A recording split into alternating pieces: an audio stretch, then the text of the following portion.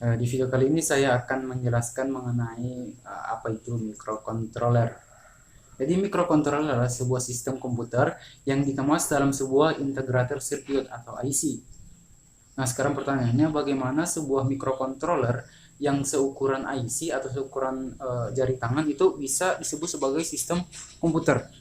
Nah, ternyata di dalam IC itu terdapat komponen-komponen penting yang ada pada komputer pada umumnya, seperti misalnya Central Processing Unit atau biasa kita sebut sebagai CPU, RAM, ROM, dan port I/O. Nah, namun berbeda dengan PC yang umumnya dirancang untuk digunakan secara umum, microcontroller sendiri biasanya dirancang hanya untuk mengerjakan tugas atau fungsi khusus saja, yaitu mengontrol sistem tertentu. Komponen microcontroller. Yang pertama mungkin adalah CPU atau kita sebut sebagai Central Processing Unit, di mana CPU pada microcontroller itu berupa mikroprosesor yang berfungsi sebagai otak dari microcontroller. Jadi pekerjaan utama dari CPU adalah mengerjakan program yang terdiri dari instruksi-instruksi yang diprogram oleh programmer. Yang kedua adalah memori, di mana dalam suatu microcontroller biasanya terdapat 3 buah memori, yaitu RAM, ROM, dan EEPROM. RAM dan ROM itu hampir selalu ada pada setiap microcontroller, sedangkan EEPROM hanya terdapat pada beberapa jenis microcontroller tertentu. Berikutnya adalah timer atau counter, di mana timer atau counter adalah piranti untuk mencacah sinyal dari clock ataupun sinyal dari suatu kejadian. Yang berikutnya adalah port, ya. Jadi piranti antarmuka ke input atau output pada microcontroller itu disebut sebagai port, ya. Oke, berikutnya adalah microprocessor versus microcontroller, ya. Ini adalah gambar suatu microprocessor. Mungkin ini tidak asing bagi kita karena microprocessor itu biasa kita sebut saja sebagai prosesor. Yang paling terkenal adalah Intel yang sekarang sudah Intel versi i7. Nah, mikroprosesor dalam perkembangan komputer digital disebut sebagai CPU yang bekerja sebagai pusat pengolah dan pengendalian pada sistem komputer mikro. Dalam mikroprosesor terdapat arithmetic logis unit atau ALU, register unit atau RU, dan control unit atau CU. Nah, sedangkan microcontroller merupakan sebuah chip tunggal yang terletak pada komputer mikro. Microcontroller juga dapat melakukan hal yang sama seperti yang dilakukan mikroprosesor. Microcontroller mampu melakukan tugas-tugas seperti mengendalikan dan mengontrol kerja mesin ataupun sebuah sistem menggunakan program yang telah diatur dan disimpan dalam memori ROM microcontroller. Nah, microcontroller sendiri terdiri dari mikroprosesor yang barusan tadi kita jelaskan, memori unit MU, I/O unit atau input output, dan time counter. Jadi terlihat jelas bahwa mikroprosesor sebenarnya adalah bagian kecil dari microcontroller. Nah, selanjutnya apa itu Arduino? Arduino mungkin hanya memiliki logo sederhana seperti ini. Arduino sendiri merupakan microcontroller single board yang bersifat open source. Diturunkan dari Wiring Platform yang mempunyai fleksibilitas yang tinggi baik dari segi software maupun hardware untuk memudahkan rencang bangun elektronik dalam berbagai bidang.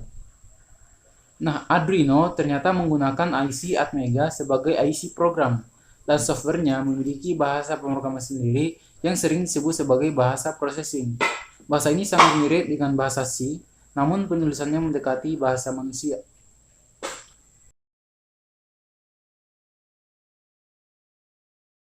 Oke, berikutnya adalah sejarah Arduino. Dilihat dari sejarahnya, Arduino semula hanyalah karya tesis seorang mahasiswa kebangsaan Kolombia bernama Hernando Barragan di Universitas Ivrea di Italia.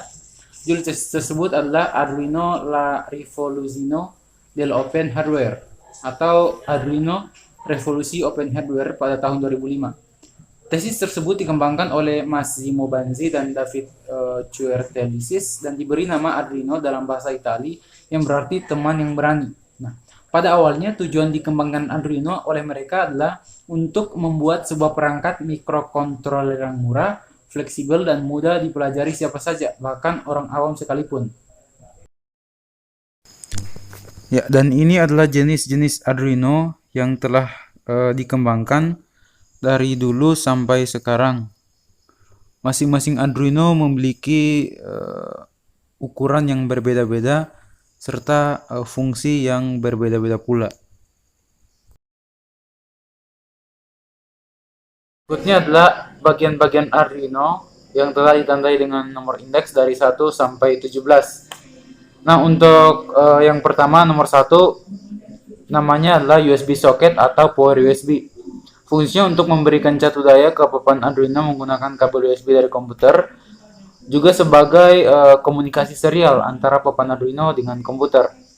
Berikutnya yang nomor 2 adalah power atau barrel jack, di mana dia sebagai colokan catu daya secara langsung dari sumber daya AC dengan menghubungkannya ke barrel jack yang tersedia. Maksimal tegangannya adalah 12 volt dengan rang arus maksimum 2 ampere. Yang ketiga adalah voltage regulator. Fungsi dari voltage regulator adalah untuk mengendalikan atau menurunkan tegangan yang diberikan ke papan Arduino dan menstabilkan tegangan DC. Yang keempat adalah crystal oscillator, di mana jika sebuah microcontroller kita anggap sebagai sebuah otak, maka kristal adalah jantungnya karena merupakan komponen yang menghasilkan detak-detak yang dikirim ke microcontroller. Yang berikutnya adalah yang nomor 5 dan nomor 17, itu namanya Arduino Reset. Nah, jadi kita bisa mereset ulang program atau memulai ulang suatu perorangan dari program yang kita tulis. Ingat bahwa tombol reset tidak untuk menghapus program atau mengosongkan microcontroller. Nah, yang nomor 6 itu 3,3 volt. Jadi adalah supply 3,3 volt dari output. Yang nomor 7 adalah 5 volt yang merupakan supply 5 volt dari microcontroller. Yang ke-8 adalah ground.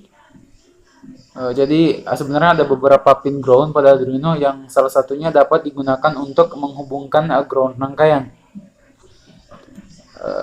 Yang 9 adalah V-in. Fungsinya untuk memberikan daya ke papan Arduino dari sumber daya eksternal, misalnya sumber daya AC. Yang ke-10 adalah analog pin. Jadi pada papan Arduino memiliki 6 pin input analog, yaitu A0 sampai A5.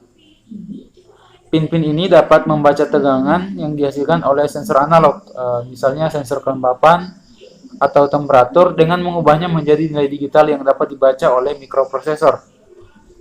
Yang ke-11 adalah main microcontroller, atau kita dapat menganggapnya sebagai otak dari papan Arduino. Yang ke-12 adalah ICSP pin.